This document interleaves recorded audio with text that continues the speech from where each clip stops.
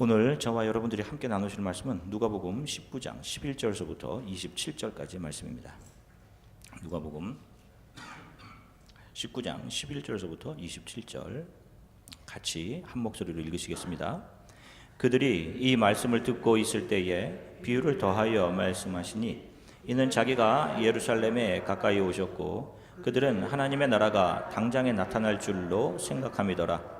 이르시되 어떤 귀인이 왕위를 받아가지고 오려고 먼 나라로 갈 때에 그 종 열을 불러 은화 10문화를 주며 이르되 내가 돌아올 때까지 장사하라 하니라.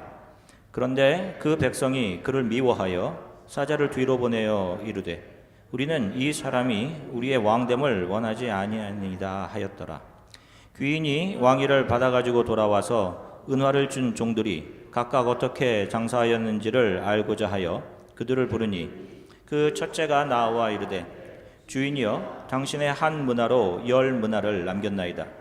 주인이 이르되 잘하였다 착한 종이여 내가 지극히 작은 것에 충성하였으니 10거울 권세를 차지하리라 하고 그 둘째가 와서 이르되 주인이여 당신의 한 문화로 5문화를 만들었나이다.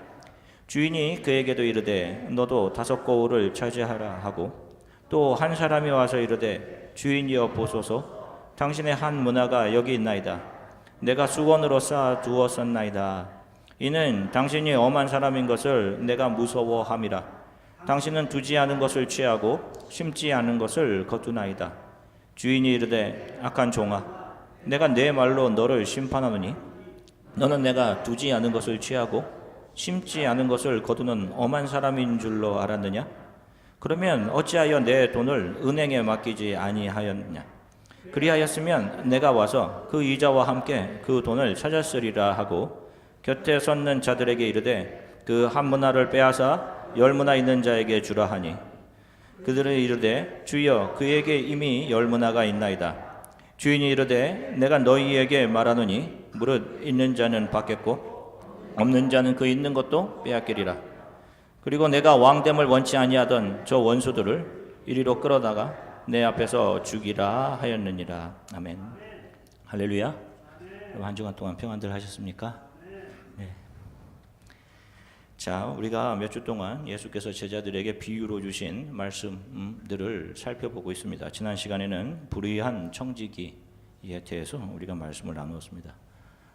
예수님의 비유 중 가장 이해하기 어려운 비유이지만 본문이 위치하고 있는 누가복음 15장과 16장에서 주어지고 있는 다른 비유들과의 주제의 일관성을 살펴보면서 그 말씀의 진의를 우리가 어렵지 않게 해석할 수 있었습니다. 오늘 우리가 살펴볼 문화의 비유, 마태복음에는 달란트의 비유로 나오는 말씀 역시 불의한 청지기에서 언급되었던 청지기의 모습이 한 문화를 받는 종의 모습에 그대로 반영이 되어 있습니다. 자, 지난 시간에 살펴보았던 불의한 청지기의 비유를 짧게 정리하고 넘어가겠습니다. 불의한 청지기의 비유는 그 비유가 주어지고 있는 누가복음 16장 전체의 주제를 볼 수 있어야만 해석이 가능합니다. 누가복음 16장에 불의한 청지기의 비유와 함께 주어지고 있는 다른 비유가 바로 부자와 나사로의 비유입니다. 부자는 평생 자기의 번 것의 주인이 되어 먹고 마시며 호의호식하는 사람이었습니다. 반대로 거지 나사로는 부자의 상에서 떨어지는 것으로 허기를 채우며 살았고 게다가 그의 몸에 병까지 있었던 사람입니다. 그의 이름에서 의미하는 것처럼 나사로는 하나님의 도움, 바로 그 하나님의 도움을 힘삼아 살아가던 세상에서는 자기 소유, 자기 것이 하나도 없던 그런 사람이었어요. 그런데 죽음은 이 땅의 부자나 거지 나사로에게나 피할 수 없이 다가왔습니다. 죽은 후 나사로는 아브라함의 품에 안기죠. 영원한 처소 하나님의 나라에 들어간 것입니다. 그러나 이 크로노스, 이 땅에서의 부자였고 자기가 가진 모든 것이 자기 소유라고 생각하고 자기만을 위해 호의호식하며 살았던 부자는 지옥에 들어가게 됩니다. 이 비유는 진정한 부자는 이 땅을 하나님의 도움 삼아 살아간 나사로임을 보여주는 비유입니다. 부자는 하나님께 돌아가야 할 인생을 자기가 스스로 주인이 되어 살았고 그래서 그는 불의한 자로 심판받고 지옥에 떨어지게 된 겁니다. 불의한 청지기에서 주인의 것을 허비한 이 불의한 청지기는 주인의 것이 마치 자기 것인 양 주인의 것으로 다른 사람들에게 선을 베풉니다. 다른 사람에게는 선한 사람인 것처럼 비추어졌겠죠. 왜 그랬을까요? 그렇게 선을 베풀어 놓으면 자신의 미래에 그들이 자신의 언젠가 좋은 힘, 친구가 되어서 자신에게 유익을 줄 것이라고 생각했기 때문에 선을 베푼 것입니다. 게다가 주인의 돈을 자기의 돈이라고 생각해서 주인에게 빚진 사람의 돈을 자기 마음대로 탕감을 해줍니다. 여러분, 이것이 이 세상에서 이 세상 사람들이 행하는 선의 정의입니다. 여러분 잘 아셔야 됩니다.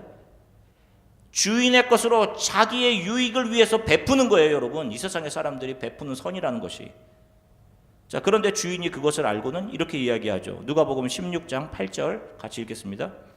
주인이 이 옳지 않은 청지기가 이를 지혜 있게 하였으므로 칭찬하였으니 이 세대의 아들들이 자기 시대에 있어서는 빛의 아들들보다 더 지혜로움이니라. 아멘. 보세요.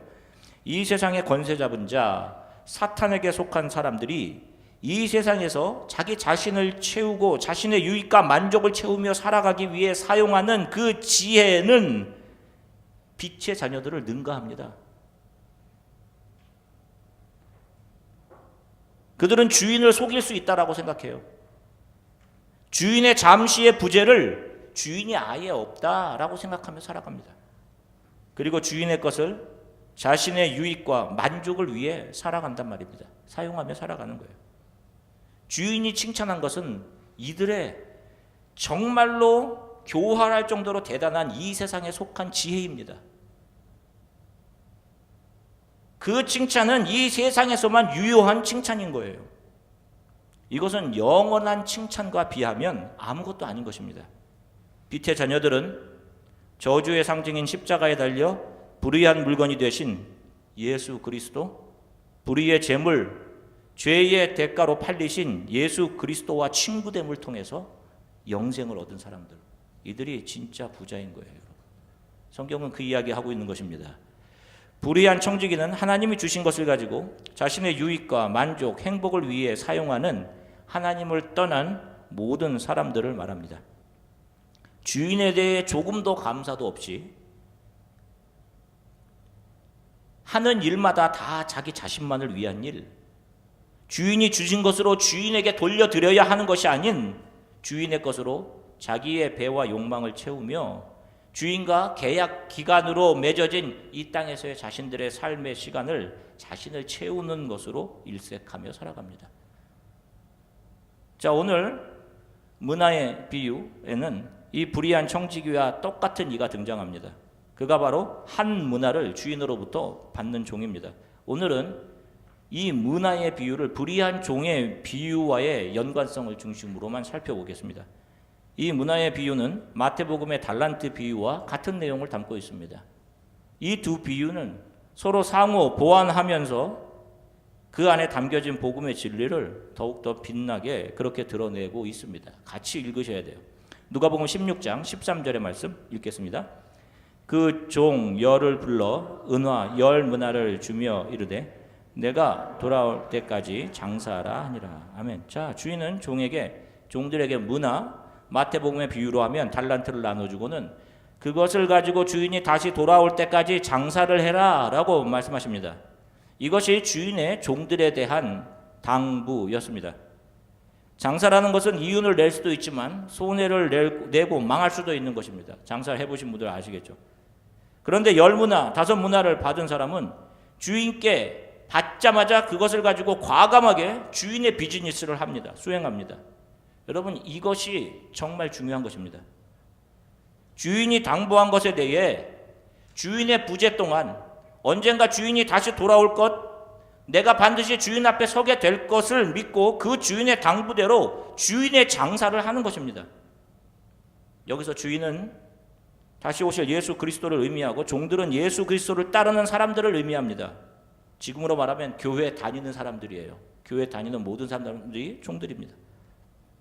예수 그리스도는 이 땅에 오셔서 부활하시고 하늘로 승천하셔서 하나님 보좌 우편에 앉으셨습니다. 그리고 다시 오실 것이라고 말씀하십니다. 그분이 승천하시면서 제자들에게 그리고 우리들에게도 이렇게 당부하셨습니다. 마태복음 28장 19절서부터 20절까지 말씀입니다. 같이 읽으시겠습니다.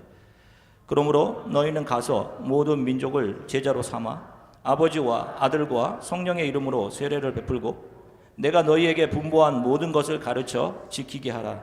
볼지어다 내가 세상 끝날까지 너희와 항상 함께 있으리라 하시니라. 아멘. 바로 이것이 저와 여러분들에게 이 땅에서 장사해라 라고 우리 주인 되신 예수 그리스도께서 저와 여러분들에게 맡겨주신 장사의 내용들입니다. 그분은 저와 여러분들에게 이미 서로 다른 문화들을 다 주셨습니다. 우리에게 주신 은사들입니다. 우리들이 가지고 있는 모든 것은 다 하나님으로부터 온 것이고 하나님께로 돌아가야 하는 것이 분명한 것입니다.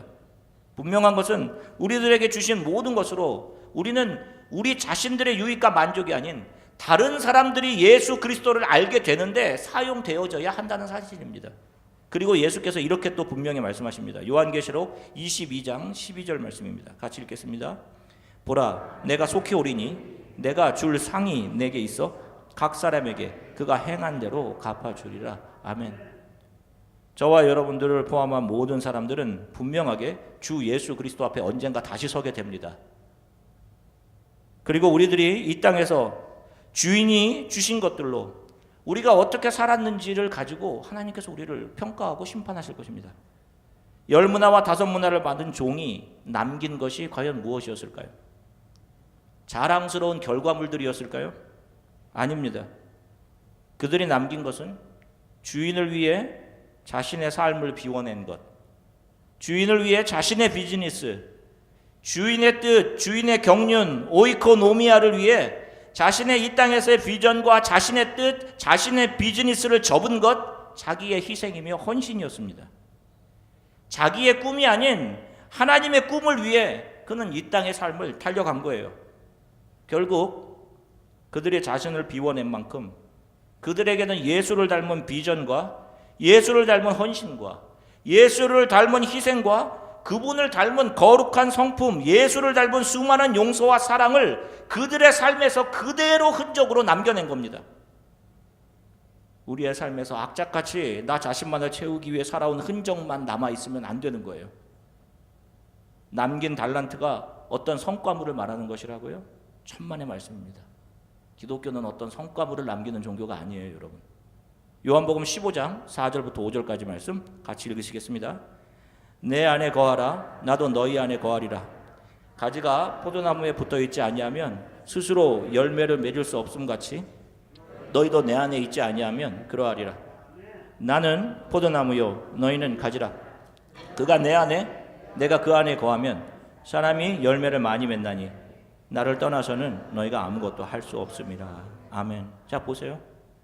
열매는 누가 맺는 것입니까? 농부의 열심으로 포도나무가 맺는 거예요, 여러분. 가지가 자신의 힘과 노력으로 열매를 맺습니까? 아니에요. 나무가 맺는 것입니다. 포도나무이신. 우리 크리스천들은 우리들에게 주신 문화로 달란트로 어떤 결과를 남기는 사람들이 아니에요. 단지 우리들은 하나님께서 우리들에게 주신 이 시간과 공간 안에서 우리들에게 주신 모든 것으로 내가 주인 행세하지 않고 그것들을 나의 미래만을 위해 사용하지 않고 주의 나라와 뜻에 따라 복음을 들고 다른 종족에게 나가기도 하고 나의 수고의 땀, 나의 헌신을 통해서 누군가 내가 경험한 예수를 알게 되는 일들을 감당하고 매일의 삶에서 다른 사람들을 용서하라고 사랑으로 덮어주는 일들, 바로 하나님께서 맡겨주신 일들, 이 오이코노미아에 참여하며 주인이 다시 올 날을 기대하며 그때까지 깨어 근신하는 사람들입니다. 그들의 모습이 예수와 닮아 있는 거예요. 너의 모습이 나와 같아졌구나 하는 겁니다. 그렇게 예수가 다시 올 것을, 언젠가 분명히 예수 그리스도 앞에 서게 될 것을 기다리며 날마다 깨어서 근신하고 참아내고 세상의 유혹을 믿음으로 견디며 주인의 일을 삶의 가장 우선순위에 놓고 살아온 그들이 주인을 다시 만났을 때에 그동안 수고롭게 달려왔던 수고와 회환으로 인해 그들의 눈에서는 눈물이 흐를 수밖에 없는 겁니다.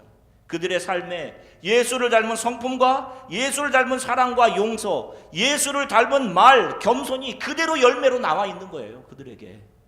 주인은 바로 그러한 그들의 열매를 보고 그들의 눈물을 씻으시고 그들을 위로하시고 그들에게 상 주시고 그들을 영원한 처소로 이끄시는 것입니다. 그러나 그런 주인의 은혜와 긍휼을 알지 못하는 사람들, 교회는 다니고 있는데 그런 은혜와 긍휼을 알지 못하는 사람들, 다시 말해서 주인을 믿지 못하는 종, 한 문화를 그대로 주인에게 가져온 종은 주인의 부재 동안 어떠한 삶을 산 것입니까? 그는 자신의 일, 자신의 비즈니스가 더 중요하지 주인의 장사를 절대로 이 세상에서 할 수 없었던 겁니다. 그 사람은 자신의 것이 중요했기 때문에 한 문화를 받은 자는 그것을 수건에 싸가지고 주인이 돌아올 때까지 그는 자신의 유익과 만족을 위한 삶, 자기 비즈니스를 하고 사는 거예요. 그가 바로 불의한 종, 불의한 청지기입니다.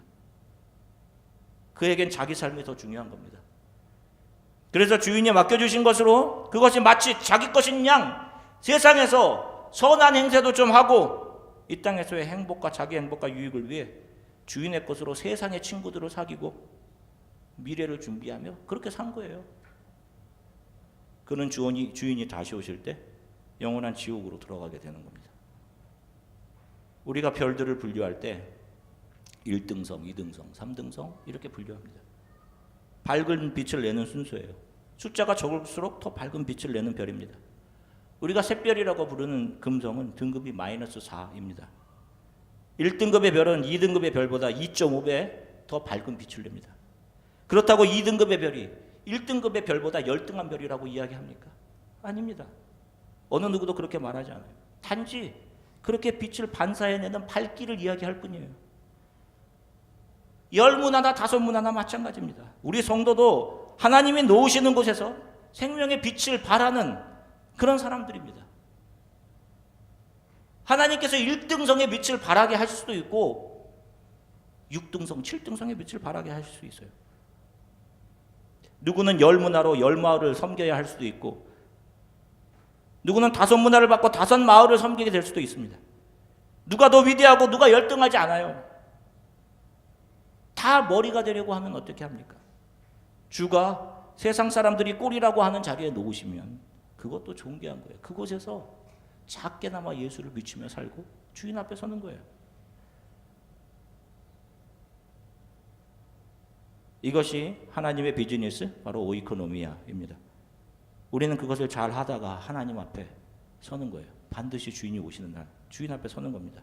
이름도 없는 곳, 혹 오지에서 누릴 것도 제대로 못 누리며 예수 그리스도를 발산해야 한다면 그곳에서 발산하는 것이고 주인이 보내시는 것, 주인이 맡겨주시는 것, 그것으로 주인의 비즈니스를 하는 것, 이것이 우리 성도의 본무입니다.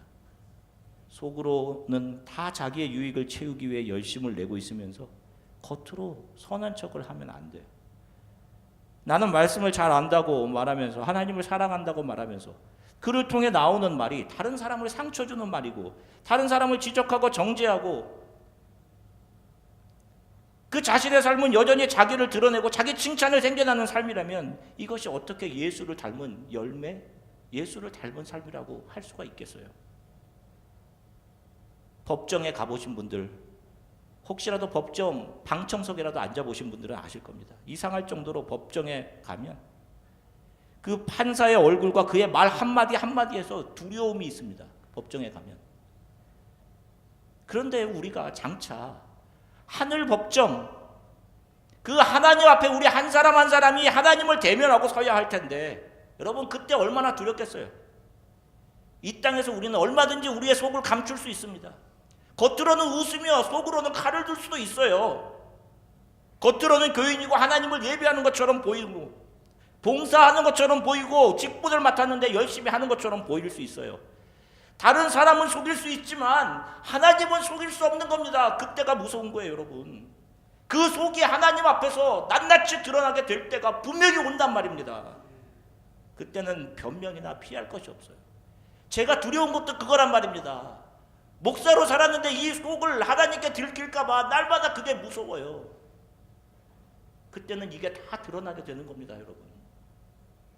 그때 하나님께서 우리 속을 다 드러내시면서 다 너를 위해 한 거 아니냐라고 우리를 꾸짖으시면 그때 늦은 거란 말이에요. 사랑하는 성도 여러분, 우리는 참 많은 것을 하나님으로부터 받았습니다. 우리 성도는 이 땅을 고행하며 지나가는 사람들이 아니에요, 여러분. 여러분이 누리고 감사하며 받은 것들은 주 안에서 감사하고 기뻐하시며 사용하시면 돼요, 여러분. 여행의 기회가 주어지면 여행을 통해 하나님의 창조의 위대하심을 감사하고 잘 회복하셔서 주를 더 잘 섬기시는 기회로 삼으시면 되는 겁니다. 다만 주어진 삶이 여러분들의 것이라 생각해서 그것을 여러분들의 유익과 만족을, 욕망과 성공을 위해 사용하면 안 된다는 거예요, 여러분. 이번 주에 이곳에서 저와 함께 신앙생활하다 다른 주로 잡을 잡아간 한 분과 전화 통화를 했습니다. 안부차 전화를 했다고 하더라고요. 이분은 몇 년 전 참 그때 많이 더웠던 여름 캄보디아 단기 선교에 참여했던 분이에요. 몸이 아주 약한 사람입니다. 근데 전화해서 그때 이야기를 하더라고요. 목사님, 그때가 이상하게 육체적으로는 가장 힘들어야 했었던 때가 맞는데 거기 있는 동안 한 번도 힘들다는 생각을 해보지 못했습니다. 그때가 정말 기쁘고 행복했어요, 목사님. 다시 그때로 돌아가 그때처럼 신앙생활을 해보고 싶어요. 목사님, 언젠가 다시 한번 목사님과 같이 그곳에 또 가고 싶습니다. 바쁜 일상 때문에 그렇게 하지 못하는 저의 처지가 너무 안타까워요. 기도해 주세요. 라고 전화를 끊었어요. 뭐가 기쁘고 즐거웠을까요? 저는 지금도 갈 생각을 하면 지금 많이 두렵습니다. 좋은 음식도 없고 우리가 사역하는 곳은 화장실도 없는 마을이에요. 전기도 없는 곳에서 그분은 주일학교 사역을 했는데 그 실내에서 그 움집 같은 실내 온도가 화씨로 110도가 넘어갑니다. 45도 정도 올라가요. 그 안에 옷이 땀으로 다 젖어가며 아이들을 돌봐주고 내려와서 설사하고 열나고 고생했던 그때가 뭐가 기쁨이었겠어요. 근데 그걸 기쁨이라고 이야기를 해요. 이걸 어떻게 이해할까요? 주의 일이기 때문입니다, 여러분. 나를 용서해 주시고 받아주신 그 주인의 일이기 때문에 기쁜 거예요, 여러분. 내가 조금이라도 하나님께 드릴 수 있는 것, 그것 때문에 기쁜 겁니다, 여러분. 예수를 위해 사는 삶이 즐겁지 않다라고 생각하세요? 아닙니다. 이 세상의 어떤 것보다 기쁜 길이 십자가의 길이에요. 왜? 그 길이 나를 위해 걸어가신 예수가 걸어가신 길이기 때문에, 나를 위해 모든 것을 다 부어내 주신 그 하나님의 사랑과 은혜, 그것을 나에게 부어주신 그 예수가 걸어가신 길이기 때문에 그 길을 따라가는 것이 기쁜 것입니다. 그들의 성도인 거예요, 여러분. 우리는 이 길, 갈보리 길 언덕, 이 길을 넘어 반드시 주님 앞에 서게 됩니다. 나의 비즈니스, 나의 만족과 유익이 아닌 주님의 일을 하시다가 하나님 앞에 쓰셔야 돼요. 그때 주님으로부터 칭찬과 존귀와 영광이 있는 삶을 사시기를 주 예수 그리스도의 이름으로 간절히 축원합니다. 잠시 기도하겠습니다. 하나님, 저에게 참 많은 것을 주셨습니다. 난 많은 순간 주님, 어느 순간 제가 이 모든 것들의 주인이 되어 있고 제 삶을 제가 누릴 수 있는 자격이 있다라고 생각하면서 제 만족을 위해 살았던 저를 용서해 주십시오. 제게 주신 모든 것이 하나님으로부터 온 것이 분명합니다. 주님 앞에 언젠가 분명히 서게 될 것이 있음을 기억하고 매일을 나의 비즈니스가 아닌 하나님의 일, 하나님이 맡겨주신 일들, 하나님의 오이코노미아, 그리고 예수님의 사랑과 은혜, 나에게 모든 것을 다 쏟아부어 주시며 걸어갔던 그 길을 저도 기쁘게 따라가기를 원합니다. 그리고 제 삶에서 그 예수 그리스도의 성품이 제 삶에서, 제 입에서, 제 손에서 귀하게 드러나 남겨지게 하나님 도와주세요. 우리 이렇게 잠시 함께 기도하겠습니다. 사랑해 주님, 참 감사합니다. 참 감사합니다, 아버지. 저희들에게 너무 많은 것을 주셨습니다. 하나님, 우리는 주신 것 말고 우리에게 없는 것으로 인해 불평하고 하나님 감사하지 못하며 살았습니다. 하나님, 주님께 고백합니다. 용서해 주세요, 아버지. 내 삶이 내가 주인이라고 생각하며 살았던 나의 만족과 유익을 위해 살았던 모든 것을 용서해 주십시오. 하나님을 예배하는 것이 내 삶의 탑 프라이어리티에 있지 않았던 모든 순간들을 용서하시고, 언젠가 우리가 주님 앞에 분명히 서게 돼야 될 것, 그때는 이 세상의 수많은 사람들에게 숨기고 있었던 우리의 속이 낱낱이 드러날 터인데, 하나님, 그때 주님으로부터 잘하였도다. 착하고 충성된 종아, 주님으로부터 칭찬과 영광과 존귀를 받게 되고 하나님이 땅에서 우리를 근신하며